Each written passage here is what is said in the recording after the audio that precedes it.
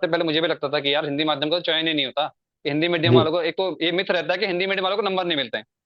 जी। तो आप मेरी मार्कशीट उठा के देख सकते हैं कि मेंस में मेरे सेकंड हाईएस्ट नंबर है। फर्स्ट आशीष जोशी 966 मार्क्स हैं, और सेकंड टॉपर मैं हूँ मेंस के मार्क्स में। 956 मार्क्स मेरे हिंदी माध्यम में। जी। ये एक मिथ है कि ग्रुप सी का बच्चा लोअर परीक्षा नहीं निकाल सकता।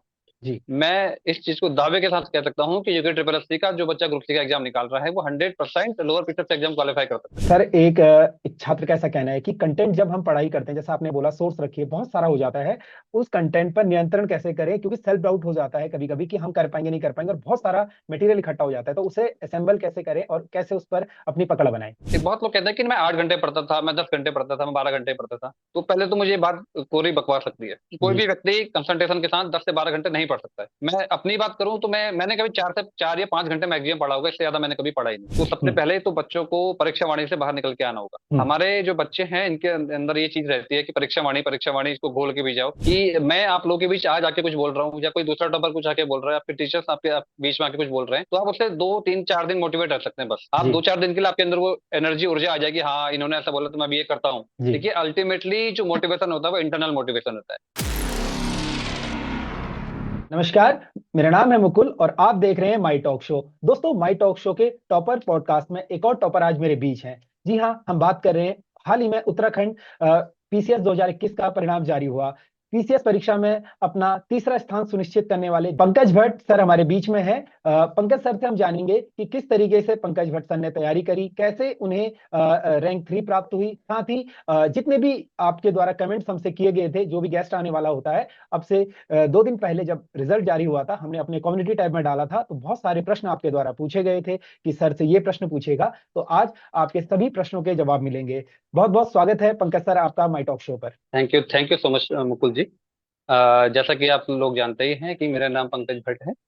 और थोड़ा सा मैं अपना पहले ब्रीफ इंट्रोडक्शन आप लोगों को देना चाहूंगा, अपना जी। एजुकेशनल बैकग्राउंड, जिससे कि जी। आप लोगों को समझने में मदद मिले कि मैंने किस तरह से तैयारी करी। तो बैकग्राउंड पता होना बहुत जरूरी है। जी। तो दोस्तों, मेरा जो बैकग्राउंड रहा है वो एक सरकारी विद्यालय से मेरी पढ़ाई हुई। नैनीताल जिले में हल्द्वानी जो शहर है वहाँ का मैं निवासी हूँ। मूलतः मेरा जिला है वो अल्मोड़ा जिला है। तो हल्द्वानी में एक सरकारी विद्यालय से मैंने अपना 10th और 12th किया। उसके बाद मैंने हल्द्वानी से ही कुमाऊं विश्वविद्यालय से अपना बीएससी की परीक्षा उत्तीर्ण की। और मैंने मास्टर्स किया हुआ है फिजिक्स विषय में पंतनगर विश्वविद्यालय से। और एक चीज और मैं ऐड करना चाहूंगा कि परीक्षा के लिए जो मेरा माध्यम था वो हिंदी माध्यम था। जी। और जर्नी का जहां तक सवाल है तो 2016-17 के आसपास से मैंने अपनी तैयारी स्टार्ट की। और एक लंबा एक संघर्ष रहा, एक लंबी एक जर्नी रही है। लगभग 6 से 7 साल मुझे तैयारी करते हुए हो गए। और इस जी। दौरान मैंने उत्तराखंड में डिफरेंट एग्जाम दिए।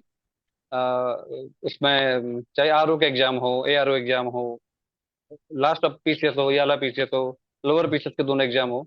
तो जी। एक लंबी जर्नी रही, कई सारे मैंने मेंस लिखे, मैंने कई सारे इंटरव्यू दिए। और बार बार निराशा हाथ लगती थी। तो जी। ये 2023-24 का जो साल है मेरे लिए लकी रहा। और इस साल मैंने क्रमशः एक के बाद एक 4 परीक्षाएं मैंने उत्तीर्ण की हैं। जी। जिसमें 2 परीक्षाएं तो यूके ट्रिपल एस सी की जो ग्रुप सी की परीक्षा है वो। उसके बाद लोअर पीसीएस में अभी मैं आबकारी निरीक्षक, आबकारी इंस्पेक्टर के पद पर खट्टीमा में पोस्टिंग है मेरी। और फाइनली अभी मेरी यूके पीएससी अपर पीसीएस में एसडीएम में रैंक 3 आई हुई है। सर, सबसे पहले तो मैं आपको बहुत बहुत बधाई देता हूं माई टॉक शो की तरफ से अपना रैंक तीसरा सुनिश्चित थैंक यू, करने के थैंक लिए। सर, यू, सबसे थैंक यू पहले मुकुल जी। ये बताइए कि आपको रिजल्ट कैसे पता लगा और रिजल्ट आपको किसने बताया, क्योंकि रिजल्ट जो था देर रात जारी हुआ। साथ ही आपका क्या रिएक्शन था और बिल्कुल। आपके सभी परिचितों का क्या रिएक्शन था रिजल्ट को लेकर। मुकुल जी, मैं बताना चाहूंगा कि ये तो सुगबुगाहट थी कि रिजल्ट आने वाला है। तो मॉर्निंग से ही था कि रिजल्ट कब आएगा कब आएगा। तो मैं वेट ही कर रहा था सुबह 11 से, फिर 12 बज गया, 1 बज गया, 2 बज गया, 3, जब 4 शाम को 4 या 5 बज गया तो हमको लगा कि अब रिजल्ट नहीं आएगा। जी। तभी ये लोग, एक ग्रुप था कॉमन, सभी लोग उसमें जुड़े हुए थे, तो हम डिस्कस कर रहे थे कि अब रिजल्ट नहीं आएगा, क्योंकि अल्टीमेट जनरली क्या होता है कि आयोग का जो रिजल्ट है लगभग 6 बजे तक आ जाता है। जी। कोई भी रिजल्ट हो यूपीपीएससी का। तो हम ये मान बैठे थे कि अब रिजल्ट नहीं आएगा। और उसी दौरान क्या हुआ कि अपर पीसीएस का जो नया वाला प्री का रिजल्ट है वो आ गया 4 5 बजे के अकॉर्डिंग जी। जी। टाइम पे शायद। तो जी। वो जब आया तो फिर से एक उम्मीद जग गई कि हो सकता है कि अब फाइनल रिजल्ट भी आ जाए। हम्म। तो कहीं से एक सूचना मिली कि आज रिजल्ट आ सकता है रात के 8 बजे, हम्म। 7 बजे के आसपास मुझे सूचना मिली। तो तब से मैं थोड़ा सा बहुत नर्वस हो गया कि यार क्या होगा। फाइनल रिजल्ट है, और ये आपको पता होगा कि अगर आप इंटरव्यू तक पहुंचे हैं, और जब आप पीडीएफ खोल के देखते हैं और लिस्ट में नाम ना मिलने पर आपको जब पुनः उसी साइकिल से दोबारा गुजरना पड़ता है तो वो बहुत बड़ा दुख होता है। जी तो सर। वो जो 1 घंटा 7 से 8 तक का है, मुझे इतना ज्यादा नर्वस हुआ, मेरी हार्ट बीट इतनी ज्यादा बढ़ गई थी। एक डर, एक नर्वसनेस थी। हालांकि मैं कॉन्फिडेंट था कि मुझे मेरा सिलेक्शन होगा इस बार, हम्म। पेपर काफी अच्छा गया था, लेकिन एक डर तो स्वाभाविक ही है। जी तो जब 8 बजा, तो उसके बाद जो आयोग की साइट थी वो स्लो हो गई, सर्वर डाउन हो गया, तो लगा कि हाँ अब रिजल्ट आ जाएगा।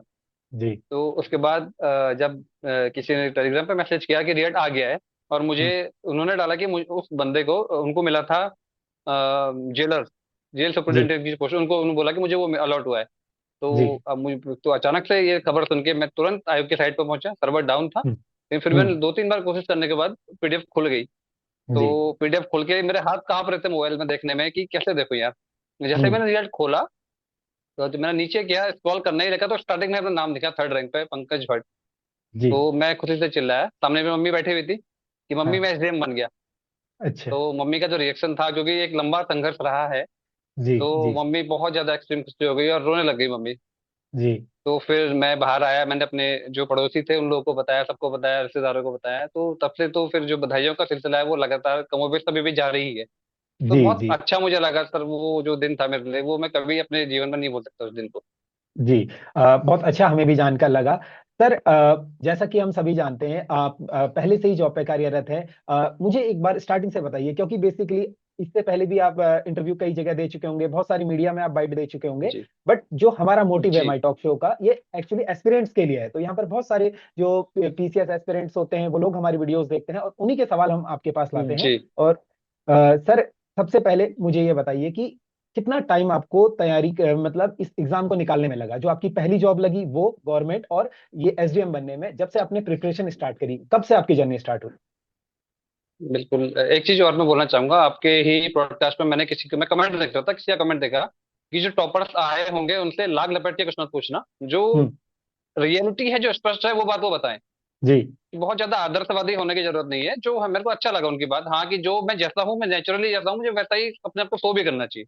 जी। तो मैं जैसे मेरी जर्नी रही, जो जो मैंने फेलियर झेले हैं, जी और मैं सर। कोई ये असाधारण नहीं हूँ, मैं भी जैसे आप लोग तैयारी कर रहे हैं, सारे बच्चे तैयारी कर रहे हैं, मैं भी उन्हीं के बीच का एक बच्चा हूँ। हम्म। मैं अपनी पूरी जर्नी आपके साथ शेयर करूंगा। तो 2016-17 से मैंने अपनी तैयारी स्टार्ट करी, और लगभग 3 या 4 महीने की तैयारी करने के बाद एक एग्जाम आया था आरओ 2016 का। हम्म। तो 3-4 महीने की तैयारी करने के बाद ही एक प्री का एग्जाम हमारा हुआ, सचिवालय वाला जो आयोग का था। तो जी मेरा 4 महीने की तैयारी में वो प्री निकल गया। जी। तो जब प्री निकल गया, तो मेरी खुशी 7वें आसमान पे है कि यार, लोग तो कहते हैं कि मेरा एग्जाम नहीं निकलता है, मैंने तो 4 महीने में प्री निकाल दिया। जी सर। और उसी दौरान लोअर पिक्चर्स भी आया था 2016 वाला। तो मेरा चूंकि मैथ बैकग्राउंड अच्छा था, तो दोनों में मैथ आती थी 50-50 मार्क्स की। तो मैथ की बदौलत जीएस में मेरी उसमें बहुत अच्छी पकड़ नहीं थी। तो मैंने वो एग्जाम दोनों प्री जो है क्वालिफाई कर लिए। जब वो दोनों एग्जाम मेरे क्वालिफाई हो गए, 2016 एंड में हुआ था वो एग्जाम, तो मेरी खुद ही 7वें आसमान पर कि नहीं, अब तो मैं बन गया, अब तो मतलब मैंने बहुत एक अच्छा एग्जाम क्वालिफाई कर लिया है, अब तो मैं फाइनल भी हो जाऊंगा, फाइनल भी क्वालिफाई कर लूंगा। जब फिर मेंस हुआ, तो मेरा मेंस भी क्लियर हो गया पहली बार में ही। मैंने लोअर का पहली बार मेंस क्वालिफाई कर लिया, आरओ का हम्म। मैंने मेंस क्वालिफाई कर लिया। दोनों जी। एग्जाम के जब मेंस क्वालिफाई करके मैं जब फाइनल पहुंचा, मैंने इंटरव्यू दिया, इंटरव्यू में मुझे काफी अच्छे मार्क्स मिले वहाँ पे भी, और हम्म। मैंने आरओ की टाइपिंग दी, वहाँ भी मैं पास हुआ। लेकिन जब फाइनल रिजल्ट आया, दोनों एग्जाम का साथ साथ ही आया 2019 में, हम्म। दोनों एग्जामों में निराशा हाथ लगी। हम्म। तो वो निराशा जब हाथ लगी, तो मैं बहुत टूट गया। और उसी दौरान मेरा जो लास्ट अपर पीसीएस का जो एग्जाम था, वो मेरा 0.5 नंबर से रुक गया था प्री जी। स्टार्टिंग। तो वो एक के बाद एक फेलियर, मुझे जब 3 झटके मुझे वहां पे मिले, तो मैं थोड़ा अंदर से निराशा हुई। उससे ज्यादा निराशा एक इस बात को भी लेके हुई कि इसी दौरान मैंने कोचिंग में पढ़ाना शुरू कर दिया था। जी। मेरी तैयारी अच्छी हो चुकी, तो मैं पढ़ाता भी था। तो कई सारे मेरे ऐसे जो पढ़ाए हुए बच्चे थे, उनका सिलेक्शन हो गया। हम्म। तो मुझे इस बात का दुख हुआ, कि मुझे दुख इस बात का नहीं हुआ कि उनका हो गया मेरा नहीं हुआ, मुझे दुख इस बात का हुआ कि यार, मैं भी तो इक्वली डिजर्विंग हूँ। कि हम्म। अगर उनका हो सकता है, मेरे पढ़ाए हुए बच्चे का हो जा रहा है, तो मेरा क्यों नहीं हुआ, मेरे अंदर ऐसी कहाँ कमी रह गई। हम्म। तो वो जरा गिल्ट था, दुख था। तो फिर मैंने उस चीज को एक मोटिवेशन के तौर पर अपने ले लिया, कि अगर इनका हुआ है तो कोई नहीं, आज इनका लोअर पिक्चर में हुआ है, तो या किसका ग्रुप सी में हुआ, तो मेरे मेरे लिए भी कोई ना कोई दिन आएगा जिस दिन अपर पिक्चर का एग्जाम क्वालिफाई करूंगा। तो उसी दौरान फिर और डिफरेंट एग्जाम थे, एसीएफ का एग्जाम आया, जी। और एआरओ हाई कोर्ट का एग्जाम आया। तो दोनों मैंने एग्जाम भरे, कोरोना टाइम था, तो अच्छी मैंने तैयारी करी, क्योंकि एसीएफ में तो साइंस फील्ड आपका रहता है। तो मेरा ऑप्शनल फिजिक्स और केमिस्ट्री मेरा ऑप्शनल था। तो हम्म। 2021 में वो हमारा रिजल्ट आया, तो मैंने काफी अच्छी तैयारी की थी, और मेरे काफी अच्छे एग्जाम भी गए थे, मैं आशान्वित था कि मेरा होना ही होना है, जी। क्योंकि मेरा ऑप्शनल काफी अच्छा गया था। लेकिन वहां भी मेरी किस्मत जो थी बहुत खराब निकली। और एक स्केलिंग वहां पर होती है, नॉर्मलाइजेशन वहां पर होता है, तो फिर से मुझे निराशा हाथ लगी, और मैं जो 10 मार्क्स मेरे केमिस्ट्री में डाउन हुए स्केलिंग से, और 10 मार्क्स से ही मेरा फाइनल सिलेक्शन फिर रुक गया जी इंटरव्यू के बाद। जी तो वो मेरे लिए बहुत एक सेटबैक था। और उस सेम डे दो रिजल्ट आए, एसीएफ का रिजल्ट 2021 में, और एक एआरओ हाई कोर्ट का रिजल्ट, जी जिसमें भी जो हमारे मित्र हैं रैंक वन आशीष जोशी, इनका चयन हुआ था। मैं जी इनको जी। पहले से बहुत पहले से जानता हूँ। तो हम्म, इनका चयन आशीष जोशी जी का उसमें हुआ था एआरओ हाई कोर्ट में। तो वहां पे मेरा जब रुका दोनों एग्जाम में फिर से सिलेक्शन, तो फिर मैं बहुत अंदर से टूट गया कि यार इतने साल से मैं तैयारी कर रहा हूँ, इतने सारे मैंने मेंस लिख चुका हूँ, और फिर मुझे मेरे साथ ऐसा क्यों हो रहा है बार बार। जी। तो 3-4 दिन तक तो मैं बहुत टूटा हुआ रहा, खाना तक मेरे से नहीं खाया गया। तो हम्म, फिर मेरे घर वालों ने समझाया, दोस्तों ने समझाया कि नहीं यार देखो तुम यहाँ तक तो पहुंच रहे हो। कई सारे जी ऐसे अभ्यर्थी हैं जो प्री भी क्वालिफाई नहीं कर पाते हैं, या प्री देते हैं तो मेंस क्वालिफाई नहीं कर पाते हैं। तुम अंतिम जी रूप से चयन पीडीएफ में नहीं आ पा रहा, लेकिन आप कहीं ना कहीं एक अच्छी तैयारी में तो हो। जी। तो मैंने खुद धीरे धीरे अपने आप को समझाया, एक इंटरनल मोटिवेशन मैंने लिया, और फिर से मैं तैयारी में जुट गया। उसी दौरान 2021 में 3 फॉर्म दोबारा से निकले। एक तो एफआरओ, एक लोअर पीसीएस और एक अपर पीसीएस। अगस्त 2021 में 3 फॉर्म आए थे एफआरओ हम्म का। इसी बीच में एक चीज और बता दूं कि मेरी प्रीलिम्स की तैयारी इतनी अच्छी थी कि मेरा प्रीलिम्स कोई रुका नहीं आज तक। हम्म।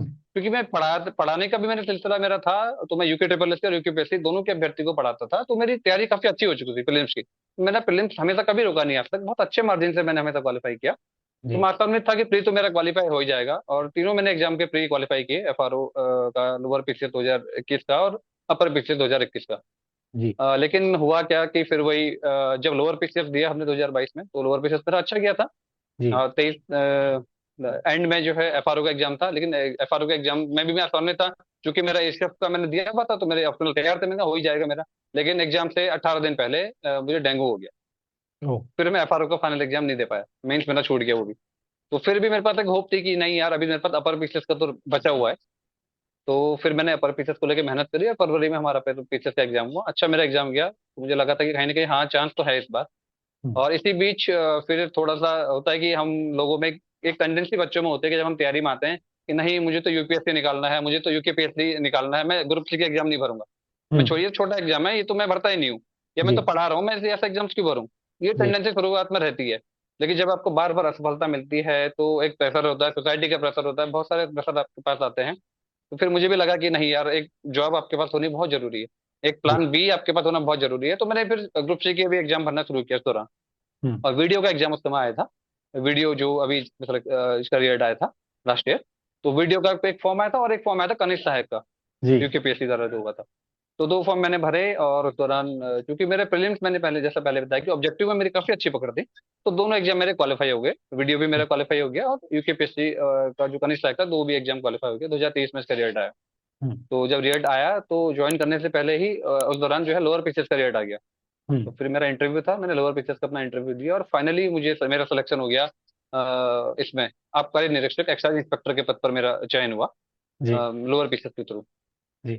लेकिन जब रिजल्ट आया तो मैं आपको बताना चाहूंगा कि उसमें नायब तहसीलदार की जो कट ऑफ थी 358 मार्क्स थी जनरल के लिए, और मेरे भी 358 मार्क्स थे, और ओ। मुझे आबकारी निरीक्षक पद मिला। क्योंकि एज मेरे पैक। मेंस में कम थे, इंटरव्यू में अधिक मार्क्स थे वहां पे। हाँ, अच्छा। तो फिर मुझे बड़ा दुख हुआ कि यार ये मेरे साथ ऐसा क्यों हो रहा है, कि हम्म। मतलब एक नंबर मुझे और मिलता तो मैं तो नायब तहसीलदार बनता।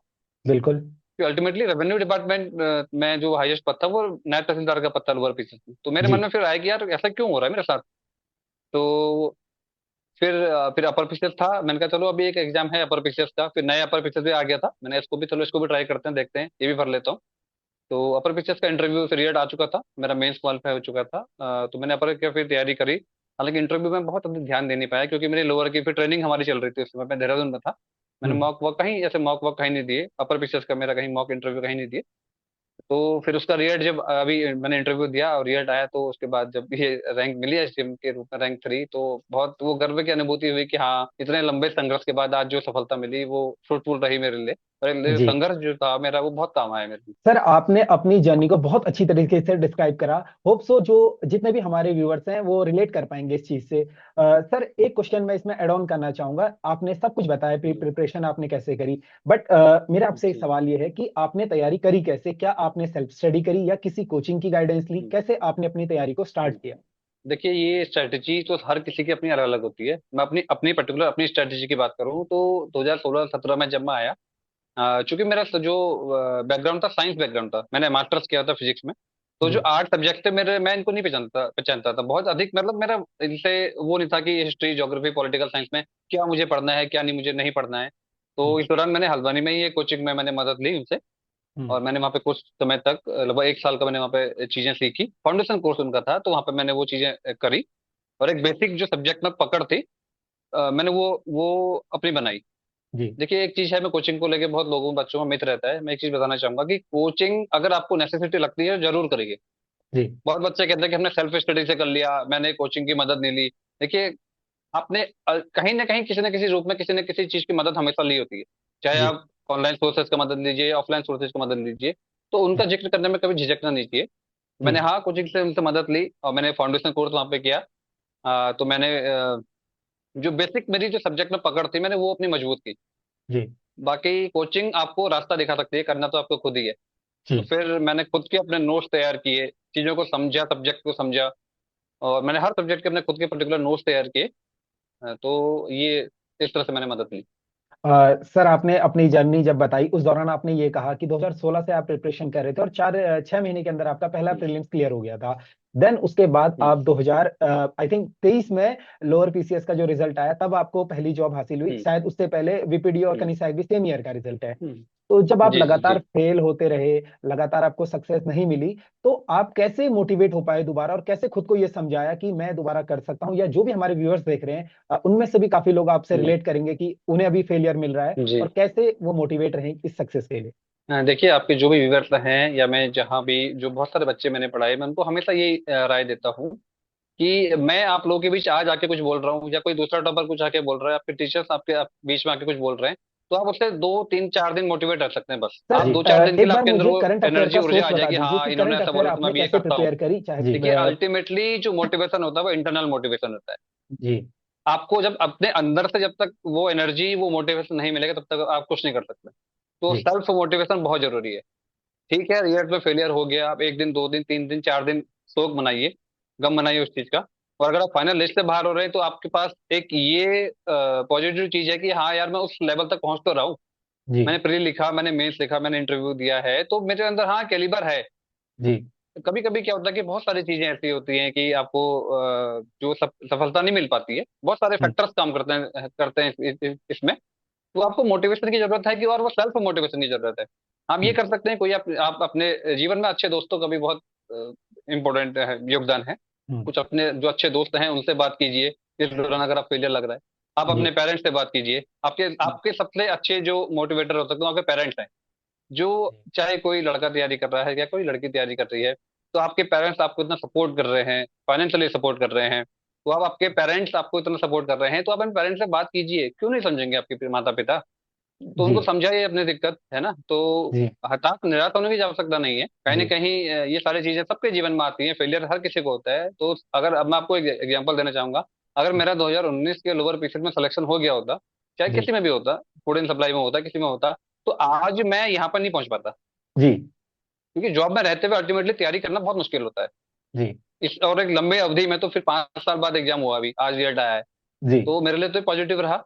जी। तो आप इससे भी सीख ले सकते हैं कि हो सकता है कि आपके जीवन में उस समय आप फेल हो गए, कहीं आप कहीं ना कहीं आपके जीवन में कोई बड़ी जॉब लिखी हो, कोई जी। बड़ा ड्रीम आपका पूरा होने वाला है, तो इस तरह से आप पॉजिटिव रह सकते हैं चीजों को लेके। जी सर, मैंने किसी से सुना भी था, कोई एक मैं बहुत पहले इंटरव्यू कर रहा था तो उन्होंने कहा था कभी कभी जल्दी जॉब लगना भी अभिशाप होता है क्योंकि आप अच्छे सिलेक्शन बिल्कुल, से वंचित रह जाते हैं। बिल्कुल। मैंने कई जी। सारे ऐसे बच्चे अपने, जब मैं पढ़ा रहा था, इस दौरान देखे कि उनका फॉरेस्ट गार्ड में सिलेक्शन हो गया है, कहीं सिलेक्शन हो गया, उसके बाद उन्होंने तैयारी छोड़ दी। बिल्कुल जबकि सर, मुझे खुद बिल्कुल। पर्सनली ये लगता था कि उनके अंदर काफी कैलिबर है, वो अच्छे एग्जाम क्वालिफाई कर सकते हैं। जी। जी। तो ये चीजें हैं। जी। सर, मेरा नेक्स्ट क्वेश्चन ये है, जैसा आपने बताया आपने टीचिंग जी, भी की, तो सबसे पहला सवाल तो जी, जी। यही है कि टीचिंग आपने क्यों की सर? क्या मतलब आप आर्थिक रूप से समृद्ध होना चाहते थे या फिर आपको लगा कि यार मैंने बहुत तैयारी कर ली है, मैं साथ में एक अपना सेकंड ऑप्शन लेकर चलता हूँ? साथ में जब आप टीचिंग करते थे तो कैसे अपना टाइम मैनेजमेंट करते थे, क्योंकि इतने बड़े एग्जाम के लिए आपको एक प्रॉपर टाइम मैनेजमेंट चाहिए होता है, शेड्यूल चाहिए होता है। इन चीजों के बारे में जरा एलिब्रेट कीजिए। मैं बताना चाहूंगा कि मैंने 2018-19 के आसपास से मैंने कोचिंग में पढ़ाना स्टार्ट कर दिया। हम्म। और मैं उत्तराखंड एज ए सब्जेक्ट पढ़ाता था। हिंदी मैंने पढ़ाई, हिस्ट्री मैंने पढ़ाई, और साइंस तो मेरा बैकग्राउंड था तो मैंने वो चीजें भी पढ़ाई। हम्म, मुझे लगा कि हाँ, कि कहीं ना कहीं फाइनेंशियली भी आप फिर एक उम्र के बाद घर वालों पर बोझ बनना, मुझे हर किसी का होता है कि घर वालों से कब तक पैसे मांगोगे। जी तो अगर आपके पास वो क्षमता है, तो आप अगर ये चीजें पॉसिबल है आपके इसमें, तो आप कर सकते हैं। मुझे भी जी ये लगा कि हाँ, अगर मेरे अंदर वो कैलिबर है, तो मैं अगर पढ़ा सकता हूँ, तो मुझे पढ़ाना चाहिए। जी तो मैंने कुछ कोचिंग्स में अपने यहाँ मैंने पढ़ाया, और मुझे काफी अच्छा रिस्पॉन्स मिला, और मेरे पढ़ाए हुए बच्चे आज, मुझे अच्छा लगा, कई सारे बच्चों के मुझे आया कि सर आपने मुझे यहाँ पढ़ाया। आपके ब्रॉडकास्ट में मैंने काफी बच्चों जी जी का कमेंट देखे जी कि सर जी आपने हमें पढ़ाया था उस दौरान, और मेरा सिलेक्शन जी आज यहाँ हुआ वहाँ हुआ करके। बहुत जी सारे बच्चे पटवारी, FRO, ये फॉरेस्टर, फॉरेस्ट गार्ड, लोअर पेशर में सिलेक्शन लास्ट टाइम हुआ। बहुत जी अच्छी चीज मुझे लगी, कि मुझे भी गर्व हुआ कि हाँ यार, कि मेरे पढ़े हुए बच्चे आज इतने अच्छे अच्छे पदों पर विराजमान हैं। जी तो ये मुझे एक मोटिवेशन के तौर पे भी मुझे ये चीजें लगी, और कहीं ना कहीं फाइनेंशियली तो था ही, कि ये घर पे भी हम कब तक पैसे मांगे। जी तो इसलिए मैंने पढ़ाना स्टार्ट किया था उस दौरान। जी सर, अब तो उनके रोल मॉडल हैं आप, और जाहिर सी बात है बहुत सारे सवाल हैं, मैं उन जी पर भी आऊंगा आगे, जो आपके स्टूडेंट्स जी ने जी, आपने बिल्कुल बिल्कुल। पूछे हैं। सर मुझे ये बताइए, हम्म, बहुत सारे हमारे व्यूअर्स हैं जो ये वीडियो देख रहे होंगे, वो लोग भी आपकी वीडियो देखने के बाद या फिर पहले से ही ऐसा मन बना बैठे कि यार अब एज भी बहुत हो गई है, सिलेक्शन नहीं हो रहा है, काफी साल तैयारी करते होंगे, हमें भी टीचिंग करनी चाहिए, तो क्या सावधानी हम्म। उन्हें बरतनी चाहिए, कैसे आप टाइम मैनेजमेंट करते थे और कैसे वो मैनेजमेंट करें, इस चीज के बारे में एलिब्रेट कीजिए। देखिए, मैं एक चीज ये कहूंगा कि आजकल हो क्या रहा है कि कोई बच्चा 6 महीने तैयारी कर रहा है, 1 साल तैयारी कर रहा है, तो उसको लग रहा है कि अब मुझे आ गया GS, जनरल हम्म। स्टडीज का ज्ञान हो गया, अब मैं भी टीचर बन जाता हूँ। या वो जी। यूट्यूब में वीडियो बनाने लग जा रहा है।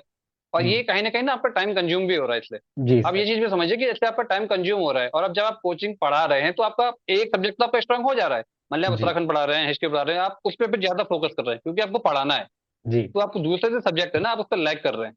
जी तो स्टार्टिंग में मुझे भी प्रॉब्लम हुई।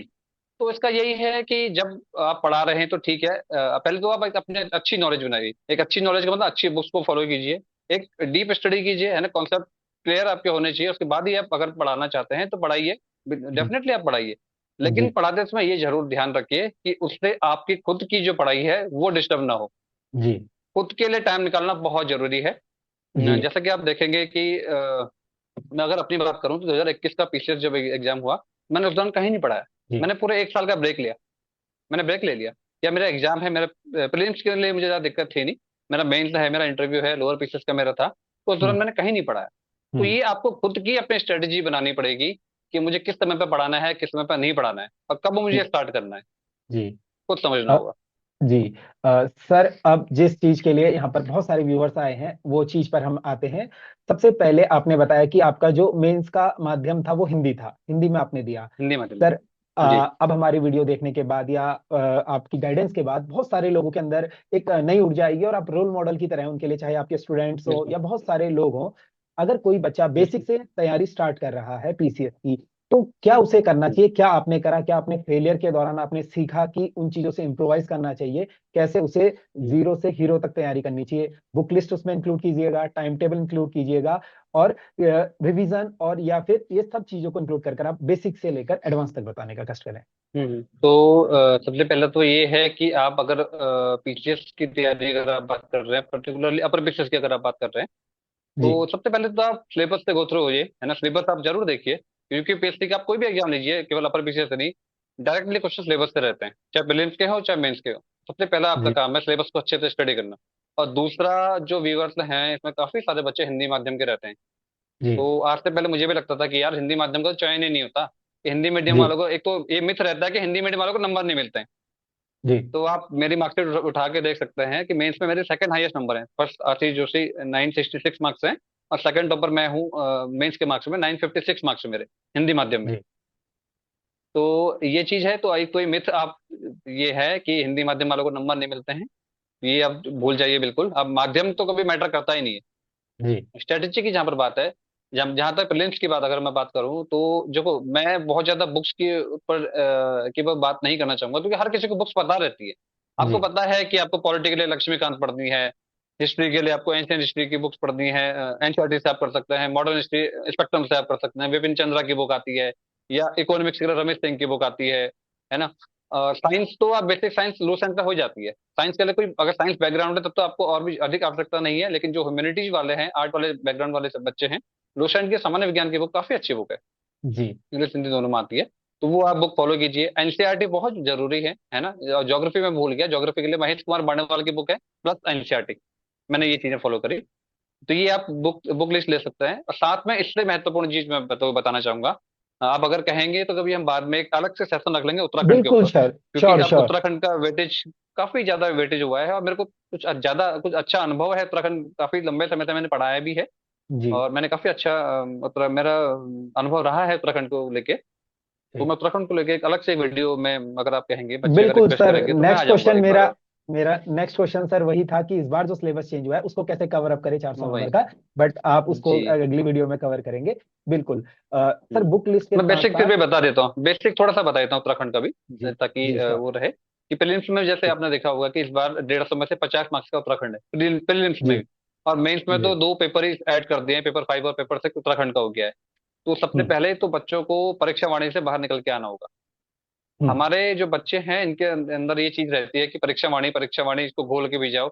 तो अब जो आपका काम है ना, चाहे आप यूके ट्रिपल एस सी का एग्जाम की तैयारी कर रहे हो, या यूके पीएससी के एग्जाम की तैयारी कर रहे हो, तो केवल हम्म, परीक्षा वाणी से नहीं चलने वाला। जी तो परीक्षा वाणी, हाँ, मैं ये नहीं कहूंगा कि परीक्षा वाणी बेकार बुक है, परीक्षा वाणी बहुत अच्छी बुक है। अब परीक्षा वाणी जी पढ़िए, लेकिन परीक्षा वाणी तब पढ़िए जब आपने एक बार कॉन्सेप्ट आपके क्लियर हो चुके हैं। परीक्षा वाणी रिवीजन के लिए काफी अच्छी बुक है। आपको कम शॉर्ट टाइम में अगर रिवीजन करना है तो तब परीक्षा वाणी बहुत अच्छी बुक है। लेकिन आप स्टार्टिंग में परीक्षा वाणी खोलेंगे तो आप रटेंगे, आपको चीजें समझ में नहीं आएंगी। तो अच्छी बुक्स से पढ़िए। इतिहास तो परीक्षा वाणी में है भी नहीं बहुत ज्यादा। तो जी इतिहास की जो पेपर 5 और पेपर 6 है, तो वहाँ पर काफी अच्छा वेटेज है। तो आप वहाँ पे इतिहास के लिए जो चाहे इंग्लिश मीडियम वाले हो तो अजय रावत की बुक आती है, हिंदी मीडियम में भी अजय रावत की बुक आती है, पॉलिटिकल हिस्ट्री ऑफ जी उत्तराखंड जो नाम से आती है। इसके अलावा इंग्लिश मीडियम के लिए हिंदी हिमांशु कफल्टिया सर की एक बुक आती है, तो वो अच्छी बुक है। जी आप राजेंद्र प्रसाद बलोदी का उत्तराखंड समग्र अध्ययन करके बुक आती है, वो ले सकते हैं। जी उत्तराखंड का नवीन इतिहास करके यशवंत कठोच जी की बुक आती है। कुमाऊं जी का इतिहास बद्रीदत्त पांडे की है। मैंने सारी बुक्स ये पढ़ी हुई है ना। तो आप चाहें तो इनमें से ये कुछ बुक्स हैं, इनको अभी फॉलो कर सकते हैं। तो हम डिटेल्ड एक वीडियो इसके लिए अलग से बना लेंगे, कभी टाइम मिलेगा तो, एक उत्तराखंड के लिए कि पेपर जी 5 और पेपर 6 और प्रीलिम्स में किस तरह से हम उत्तराखंड पर फोकस करें। तो जी ये सारी सर। मेरी बुक लिस्ट रही है। जी। जी जितने भी व्यूअर्स देख रहे हैं मैं आप लोग को पूर्व सूचना दे देता हूं कि सर के साथ हम जल्दी एक सेशन ऐसा करेंगे जिसमें आप लोग को सर हम्म, पूरी तरीके से गाइड करेंगे कि कैसे कोई स्टूडेंट्स को तैयारी करनी चाहिए, क्या सिलेबस होना चाहिए। बिल्कुल। सर मुझे एक चीज ये बताइए कि टाइम टेबल कैसे मैनेज करना होता है, आप कैसे मैनेज करते थे? जैसा प्रीवियस क्वेश्चन में रह गया था कि टीचिंग के दौरान हो या फिर जी इस जी टाइम को भी कैसे मैनेज जी करते थे आप? जी। टाइम टेबल देखिए, हर किसी की अपनी अलग स्ट्रेटेजी होती है, हम लोग हर किसी को अपना अलग टाइम मैनेज करना होता है। तो मैं, एक बहुत लोग कहते हैं कि मैं 8 घंटे पढ़ता था, मैं 10 घंटे पढ़ता था, मैं 12 घंटे पढ़ता था। तो पहले तो मुझे ये बात कोरी बकवास लगती है कि कोई जी भी व्यक्ति कंसंट्रेशन के साथ 10 से 12 घंटे नहीं पढ़ सकता है। मैं अपनी बात करूं तो मैंने कभी 4 या 5 घंटे मैक्सिमम पढ़ा होगा, इससे ज्यादा मैंने कभी पढ़ा ही नहीं। जी हाँ, पढ़ने में जरूरी है कंसिस्टेंसी या कंटिन्यूटी। जी अगर आपकी पढ़ाई में कंटिन्यूटी है, कंसिस्टेंसी है, तो आप 4 से 5 घंटा डेली पढ़ के भी कोई भी एग्जाम क्वालिफाई कर सकते हैं, यूपीएससी भी क्वालिफाई कर सकते हैं। तो मैं ये करता था। स्टार्टिंग में तो मैंने लाइब्रेरी ज्वाइन नहीं करी। एक चीज और मैं ऐड करना चाहूंगा कि आजकल लाइब्रेरी का बहुत अधिक क्रेज आ चुका है। जी बच्चे कह रहे हैं कि हम लाइब्रेरी में जाके पढ़ते हैं। तो मैंने जी बहुत सारे बच्चों को देखा कि लाइब्रेरी में बैठ तो जाते हैं, चले तो जाते हैं, लेकिन वहां जाके वाईफाई में कोई वेब सीरीज आ रही है तो वेब सीरीज देख रहे हैं, या सोशल जी मीडिया चला रहे हैं। जी तो वो बहुत एक गलत आदत है, बहुत बेकार चीज है। आप लाइब्रेरी में जा रहे हैं तो उस टाइम को यूटिलाइज कीजिए। आप याद कीजिए कि आपके माता पिता ने आपको वहां पर भेजा है पढ़ने के लिए। जी आप 6 घंटा, 12 घंटा, 8 घंटा, जितना घंटे भी लाइब्रेरी में बैठ रहे हैं, उस टाइम को अब यूज कीजिए, अपने फोकस कीजिए पढ़ाई में। क्योंकि फिर आप घर आके नहीं पढ़ेंगे, आप जितना पढ़ रहे हैं लाइब्रेरी में पढ़ रहे हैं। मान लिया आप 4 घंटे भी लाइब्रेरी में बैठे तो अच्छे से पढ़िए। तो मैं जब लाइब्रेरी मैंने ज्वाइन की तो मैं क्या करता था कि अपना 2 घंटा मैंने बैठा, अपना जो भी मुझे मोबाइल का यूज करना है तो मोबाइल यूज करूंगा, वाईफाई यूज करूंगा, अदरवाइज बुक से पढ़ूंगा तो मोबाइल ऑफ कर दूंगा। जी कोई नेट नहीं, कुछ नहीं। तो मैं वो पढ़ता था 2 घंटा, अपना नोट्स बनाए, और उसके बाद अपना मोबाइल ऑन किया और थोड़ा देर बाहर आया, अपना जो भी आपको करना है, चाय वाय पी ली, कहीं पानी पी ली, पानी पी लिया, या वॉशरूम वॉशरूम जाना है तो आप वो चले आइए। और जी फिर से आप 10-15 मिनट का ब्रेक लेने के बाद दोबारा से आप आप रूम पर पढ़ रहे हैं तो रूम पर आ जाइए, या फिर लाइब्रेरी में पढ़ रहे हैं लाइब्रेरी में आइए। जी और फिर से आप जितना आपके अंदर कैलिबर है, जितना आपको अपनी क्षमता लगती है, 2 से 3 घंटा आप दोबारा से बैठिए और फुल फोकस होकर बैठिए। अगर आप जी 4 से 5 घंटा भी अगर आप डेली अगर इस तरह से अगर दे देते हैं, तो मुझे लगता है ये मोर देन इनफ है आपके लिए। जी अगर आप, अगर हाँ, जिस समय एग्जाम है उस समय आप अपना टाइम बढ़ा सकते हैं। मान जी लिया आपका 1 महीने बाद एग्जाम है, तो आप उस 4 घंटे को 7 से 8 घंटा कर दीजिए। जी तो इस तरह से आप अपना टाइम मैनेज कर सकते हैं। जी। सर मेरा नेक्स्ट क्वेश्चन है, आपने जैसा बताया आप टीचिंग जी करते थे तो बहुत सारे बच्चे आपके, कोई एफआरओ न सॉरी कोई फॉरेस्टर है, कोई फॉरेस्ट गार्ड है, कोई कनीसा है, कोई पटवारी, तमाम बिल्कुल। आपके बच्चे हैं। आज आपको इस जी पॉडकास्ट में वो देखकर काफी प्रसन्नता महसूस करेंगे कि उनके गुरु जी आज एसडीएम है और जल्दी आपको जी जी शायद ज्वाइनिंग भी मिल जाए। सर अब क्या जी होता है कि जितना सोशल मीडिया हम लोग देख रहे हैं आजकल, इस चीज ने क्या करा है कि लोगों के अंदर एक्सप्लोर करने के लिए बहुत सी चीजें ओपन कर दी हैं। अब क्या है, आपका हम्म, वीडियो देखने के बाद बहुत सारे जो जॉब में चयनित हम्म, होंगे तो उनका मन भी करेगा वो कैसे तैयारी करें। और जो ग्रुप सी का स्टूडेंट है वो भी चाहता है कि अभी अपकमिंग लोअर पीसेस की वैकेंसी आने वाली है, तो कैसे वो रिस्क बिल्कुल ले। बिल्कुल। क्या वो रिस्क ले मतलब लोअर पीसेस के लिए, या सिर्फ ग्रुप सी पर कॉन्सेंट्रेट करे, क्योंकि आपको पता है दोनों में डिफरेंस है। तो कैसे वो अपने आप बिल्कुल को प्रिपेयर करे। नहीं, सबसे पहली चीज तो मैं आपको, ये एक मिथ है कि ग्रुप सी का बच्चा लोअर पीसीएस नहीं निकाल सकता। जी मैं इस चीज को दावे के साथ कह सकता हूँ कि यूके ट्रिपल एस सी का जो बच्चा ग्रुप सी का एग्जाम निकाल रहा है वो 100% लोअर पीसीएस एग्जाम क्वालिफाई कर सकता है, बहुत इजीली जी वो लोअर पीसीएस एग्जाम क्वालिफाई कर सकता है। अभी वैकेंसी आने वाली है तो ग्रुप सी के जो भी बच्चे मुझे देख रहे हैं यूके ट्रिपल एस सी वाले, आप डेफिनेटली तैयारी कीजिए लोअर पीसीएस के एग्जाम की, और आप इजीली इस एग्जाम को क्रैक कर सकते हैं। देखिए प्रीलिम्स आपका अच्छा है, आप ग्रुप सी की तैयारी कर रहे हैं, आपकी ऑब्जेक्टिव पर पकड़ अच्छी है, बस उसी चीज को थोड़ा डीप पढ़िए। जी जनरल स्टडीज को थोड़ा कॉन्सेप्ट क्लियर करके अगर आप पढ़ेंगे तो आपको वो चीजें मेंस में भी काम आएंगी। आप केवल इसमें इस चीज के लिए ना पढ़ें कि मुझे 4 ऑप्शन रख के टिक करना है वहां पे। जी आप हिस्ट्री पढ़ रहे हैं तो मुगल काल पढ़ रहे हैं, तो ये कोई भी आप टॉपिक पढ़ रहे हैं तो उसको अच्छे से कवर कीजिए, तो वो आपको जी मेंस में जरूर काम आएगा। या उत्तराखंड पढ़ रहे हैं, उत्तराखंड में जनरली बच्चों की आदत होती है कि हाँ, जैसे चंद्रवंश की बात करें कि चंद्रवंश का पहला राजा कौन था, इस तरह से फैक्चुअल जो नॉलेज है, किसको जो है चंद्रवंश का तुगलक बोलते हैं, अंतिम राजा कौन था, इस तरह के क्वेश्चन जनरली बच्चे ढूंढते फिरते हैं ऑब्जेक्टिव के लिए केवल, है ना। जी तो कोशिश ये करनी चाहिए कि आप उत्तराखंड पढ़ रहे हैं या कोई भी सब्जेक्ट पढ़ रहे हैं, थोड़ा कॉन्सेप्ट क्लियर करके पढ़िए। और जी साथ में उत्तराखंड अगर आप पढ़ रहे हैं तो उत्तराखंड के करंट अफेयर्स पे विशेष ध्यान दीजिए, बहुत जरूरी है। और वो जी चीजें आपके लोअर में काफी काम आएंगी। तो मुझे पता है कि ग्रुप सी के जो बच्चे हैं लोअर पीसीएस का जो प्री है वो आराम से क्वालिफाई कर जाते हैं, जी बहुत सारे बच्चे मैक्सिमम एग्जाम स्टूडेंट। क्वालिफाई कर पाते हैं। जी बिल्कुल। और मैंने एक चीज और ध्यान दी, काफी सारे बच्चे मुझे मिले वो बोल रहे हैं कि मैं हम लोग मेंस नहीं दे रहे हैं, क्यों जी नहीं, इसमें तो हमारा सिलेक्शन ही नहीं होगा, ये तो बहुत टफ एग्जाम है। तो ये बिल्कुल सर। बिल्कुल आप अपने माइंड से निकाल दीजिए, मिथ है। लोअर पीसीएस कोई भी बच्चा जो जिसका प्री क्वालिफाई हुआ वो आराम से निकाल सकता है, बहुत इजी अप्रोच है। और हिंदी उसमें आती है ना, थोड़ा सा राइटिंग स्किल, लेखन कौशल का वो एग्जाम है, तो लेखन कौशल मैं उसमें भी बताऊंगा कि हिंदी माध्यम में मुझे वहाँ पे हिंदी और इंग्लिश माध्यम में भी क्या मेरे one of the top marks थे उसमें, जीएस में one G twenty four marks थे मेरे, 2 आउट ऑफ 200। तो जी आप लोग बहुत अच्छे से उस एग्जाम को क्वालिफाई कर सकते हैं, लोअर पीसीएस के एग्जाम को भी। तो उस जी पर भी आप ध्यान दीजिए। और मैं, अगर आप कहेंगे तो कभी हम उस पर एक बात कर लेंगे, लोअर पीसीएस के लिए श्योर। पर्टिकुलर जो ग्रुप के बच्चे तैयारी करना चाह रहे हैं, तो उस पर हम जी बात कर लेंगे कभी। जी उससे हम फायदा ये होगा सर, बच्चों के सवाल भी ले लेंगे जो बच्चे पूछना चाहते हैं अपने सवाल, क्योंकि आप एक बिल्कुल, टीचर जो रहे हैं। पर्टिकुलरली और लोअर पीसीएस के लिए करते हैं। जी सर आपकी बातों को मैं जी बहुत रिलेट कर पा रहा हूँ, क्योंकि हम भी देहरादून एजुकेशन हब में रहते हैं, तो वहां पर देखते हैं जो आप बात कर रहे हैं रिलेटेबल है। बहुत सारे स्टूडेंट्स पीसीएस का प्री नहीं निकाल क्वालिफाई कर जी लेते, मेंस नहीं देते हैं। यही उनकी सोच जी रहती है कि वही। हम मेंस के लिए नहीं जी बने। जी जी जी बहुत अच्छा सर के साथ सेशन चल रहा है, उम्मीद करता हूँ सभी हमारे व्यूअर्स को पसंद आ रहा होगा। अगर आपको इस वीडियो से हेल्प मिल रही है तो चैनल को अधिक से अधिक, जो वीडियो है हमारी, इसे अधिक से अधिक शेयर करें, चैनल को सब्सक्राइब करें। इसी तरीके से बहुत सारे टॉपर्स आपको यहाँ पर मिलते हैं, बहुत अच्छी गाइडेंस आपको मिलती है। सर एक बार मुझे करंट अफेयर का सोर्स बता दीजिए कि करंट अफेयर आपने कैसे प्रिपेयर करी, चाहे प्री के लिए हो या मेंस के लिए हो। हाँ, करंट का मैं बताना चाहूंगा कि लास्ट लोअर में जो मेरा सिलेक्शन रुका, जीएस में मेरे कम मार्क्स रहे, उसके कहीं ना कहीं उसका जो फैक्टर जिम्मेदार था वो करंट ही रहा, क्योंकि वहाँ करंट 200 में से 130 मार्क्स की करंट आ गई। अब मैं करंट को लेकर बहुत ज्यादा उस समय सीरियस नहीं रहा करता था, हम्म, स्कीम्स आ गई, मैंने इतनी ज्यादा स्कीम्स पढ़ी नहीं थी, जिसका हम्म, मुझे नुकसान वहाँ पे हुआ। तो मैं आज ये चीज आपके माध्यम से सभी व्यूअर्स हैं, चाहे ग्रुप सी वाले बच्चे हैं, चाहे जो अपर पीसीएस लोअर पीसीएस किसी एग्जाम के बच्चे हैं, तो आप ध्यान दीजिए कि करंट का अब इस समय बहुत अधिक योगदान है, बहुत अधिक महत्वपूर्ण योगदान है। चाहे वो प्रीलिम्स एग्जाम हो, चाहे वो मेंस एग्जाम हो, हर चीज करंट को लेके आजकल ये एग्जाम में आ रही है। आप देखिएगा। तो करंट के लिए सबसे पहले तो आप एक बेसिक, आप हिंदी वाले हिंदी न्यूज़पेपर कोई सा भी, दैनिक जागरण या दैनिक भास्कर, कोई सा भी जो आपको लगता है सुटेबल वो आप फॉलो कीजिए। इंग्लिश हम्म, मीडियम वाले इंडियन एक्सप्रेस या द हिंदू, जो भी आप कंफर्टेबल है आप उस एग्जाम को फॉलो कीजिए, फोकस कीजिए।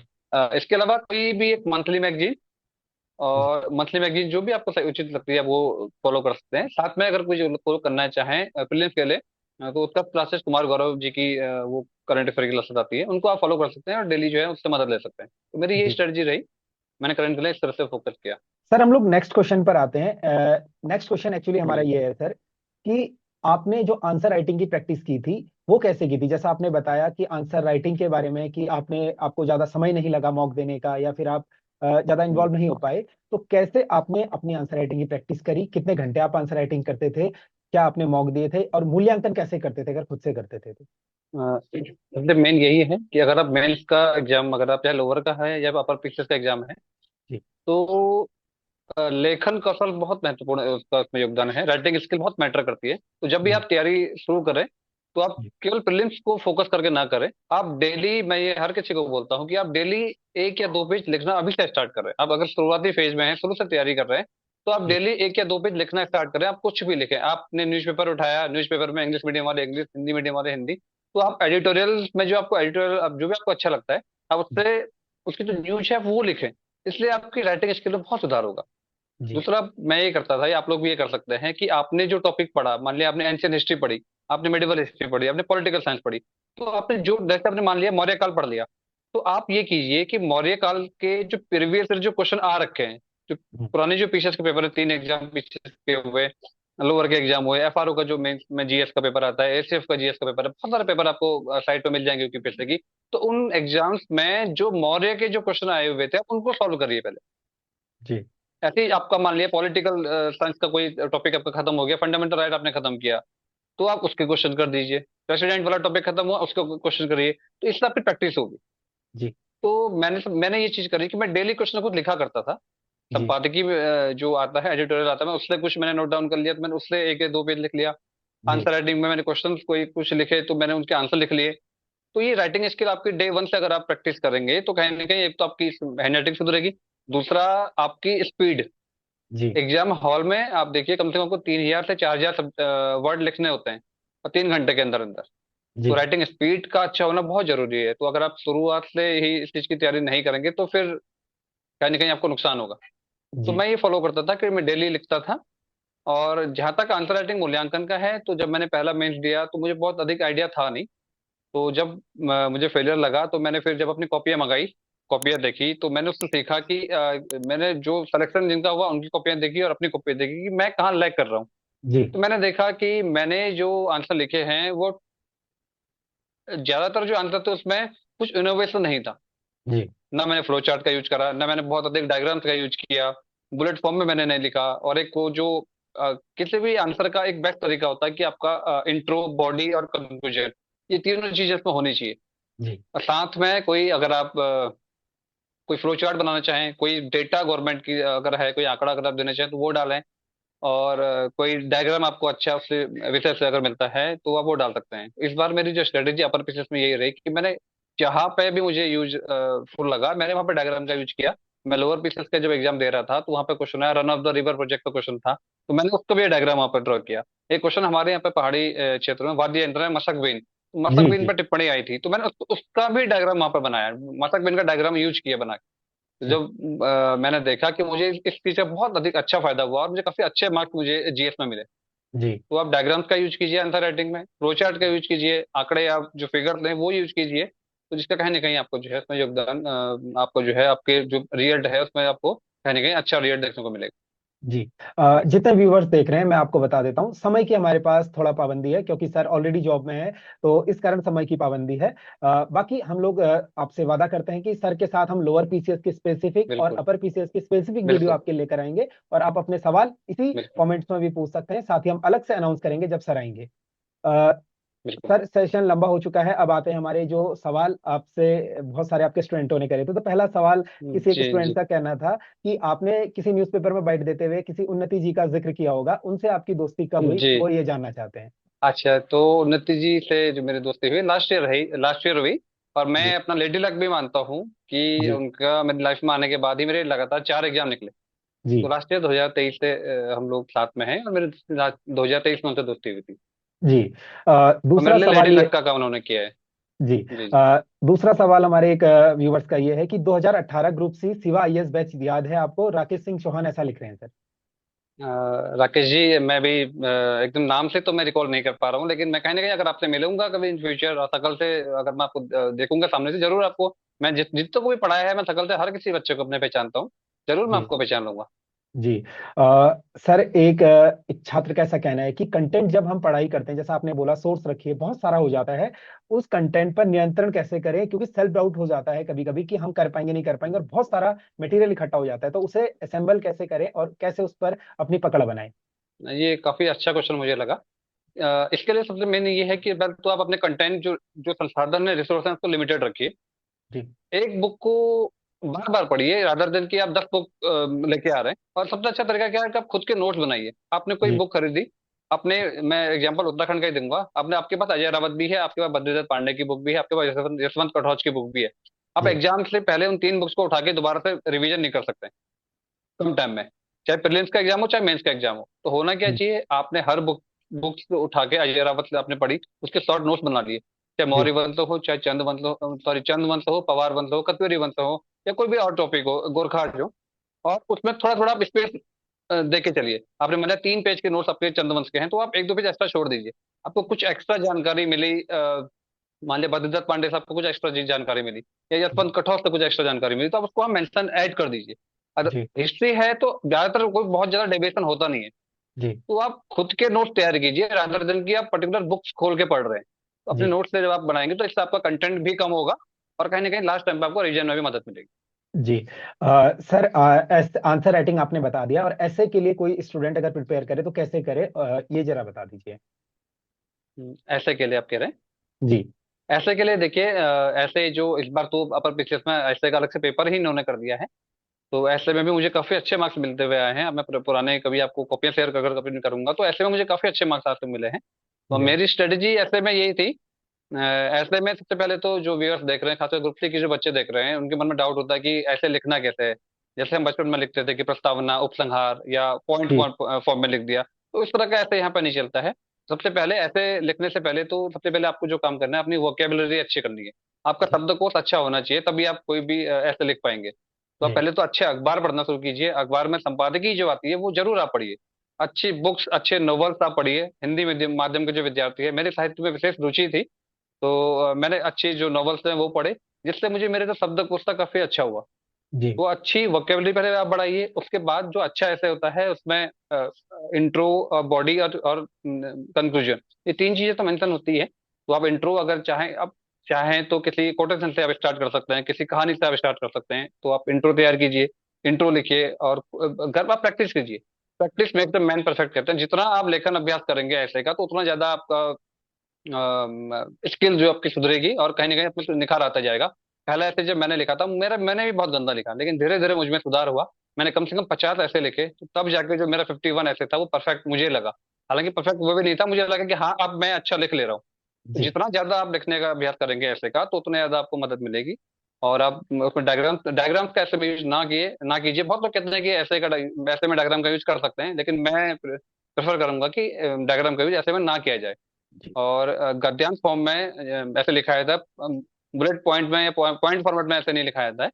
तो जी। आप ये चीजें यूज कर सकते हैं। गवर्नमेंट की स्कीम्स उसमें मेंशन कीजिए, करंट जो पॉलिसीज है वो यूज कीजिए। उससे उसके अलावा आप अपने इनोवेटिव जो आइडियाज है, आप, हर कोई ऐसे लिख रहा है, हर कोई निबंध लिख रहा है, आपका ऐसे यूनिक कैसे होगा जब आप कुछ इनोवेटिव चीज उसमें डालेंगे। आपके जी। क्या आइडियाज है, कोई प्रॉब्लम अगर पूछी जा रही है विमेन एम्पावरमेंट के ऊपर ऐसे है, तो आप क्या अलग सोचते हैं। तो जी। अपने खुद के हर टॉपिक पर अपने कुछ इनोवेटिव चीजें आप सोच के रखिए, अपने पास नोट डाउन करके रखिए, नोट बनाइए उस चीज के भी। वो आपको कहीं ना कहीं अल्टीमेटली वो ऐसे में भी मदद देंगे, और कहीं ना कहीं वो आपको मेंस आंसर राइटिंग में भी मदद देंगे। जी। सर, एक व्यूअर्स का क्वेश्चन है, रोल ऑफ पीवाईक्यू, चाहे वो प्री हो या मेंस हो, दोनों में पीवाईक्यू का क्या रोल रहता है।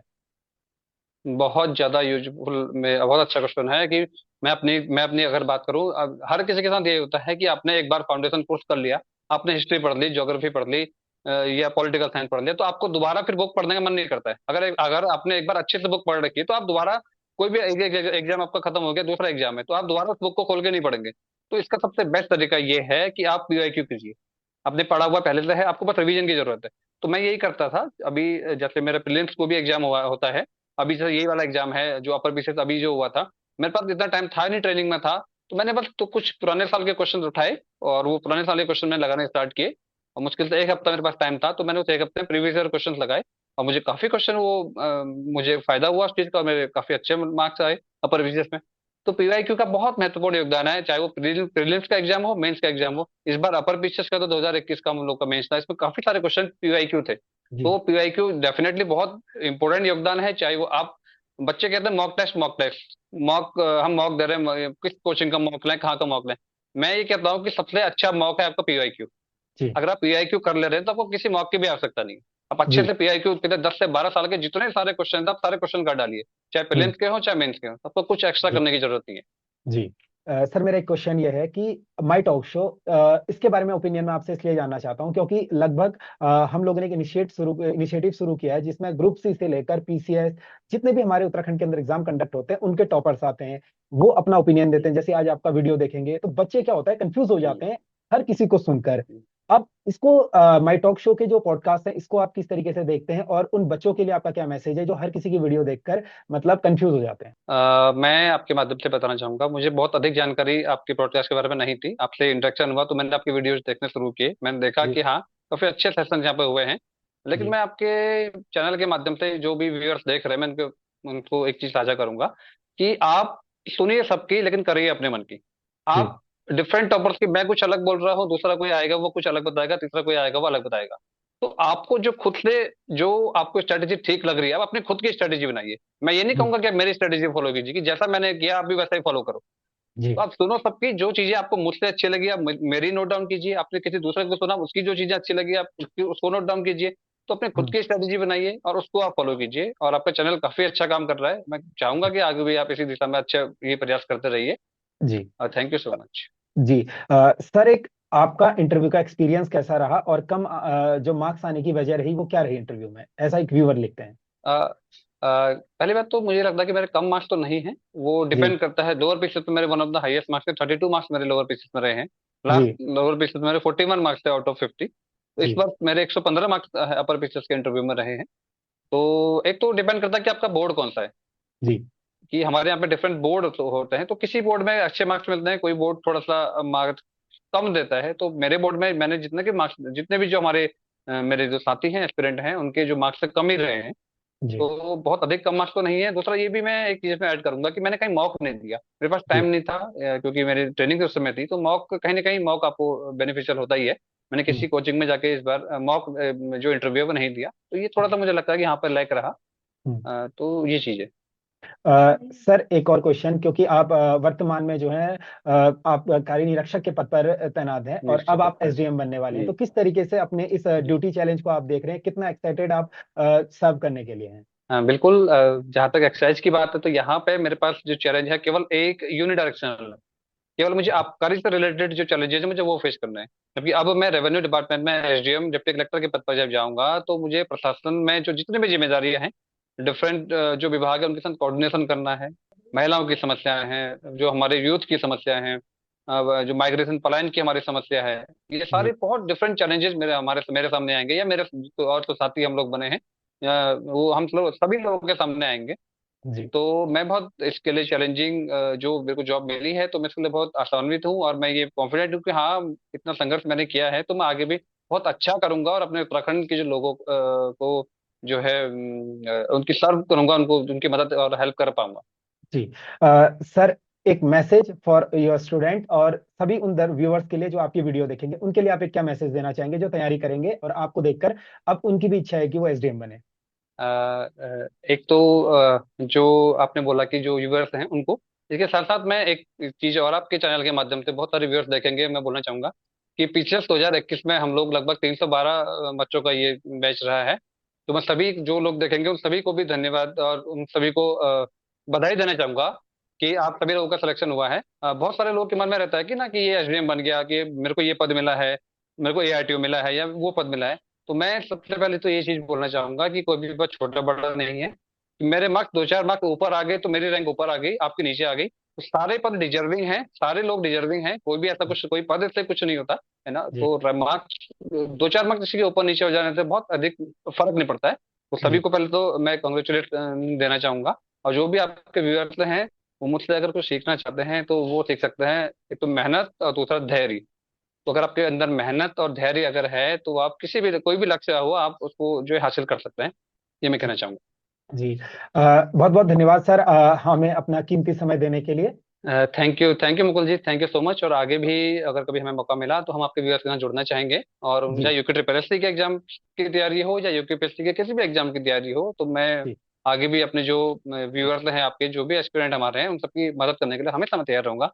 थैंक यू जी। So much. तो ये थे हमारे साथ पंकज भट्ट सर, जो कि उत्तराखंड पीसीएस 2021 में इनकी रैंक 3 आई है। तो सर से हमने सर का अनुभव जाना। हम्म। साथ ही हम्म। आप ये वीडियो देख रहे हो तो जरूर हम्म। मैसेज कीजिएगा जब सर आपके इलाके में एसडीएम बनकर आ जाएं, तो किस एरिया से आप ये वीडियो देख रहे हैं। और सर से बिल्कुल। बहुत कुछ आपको सीखने को मिला होगा। तो जल्द मिलेंगे आपको एक नए पॉडकास्ट में एक नए टॉपर के साथ। माई टॉक शो को देखने के लिए बहुत बहुत धन्यवाद।